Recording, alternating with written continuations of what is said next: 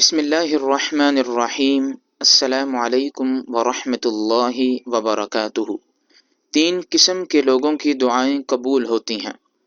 سیدنا ابو ہریرہ رضی اللہ تعالی عنہ سے روایت ہے کہ رسول اللہ صلی اللہ علیہ وسلم نے فرمایا، 3 قسم کی دعائیں قبول کی جاتی ہیں، ان کی قبولیت میں کوئی شک نہیں ہے۔ نمبر 1، دعوت المظلوم، مظلوم کی دعا۔ نمبر 2، ودعوت المسافر، مسافر کی دعا۔ نمبر 3، ودعوت الوالد لولدہ، باپ کی اپنے بیٹے کے حق میں دعا۔ ترمذی کی روایت ہے، 1905 نمبر حدیث ہے۔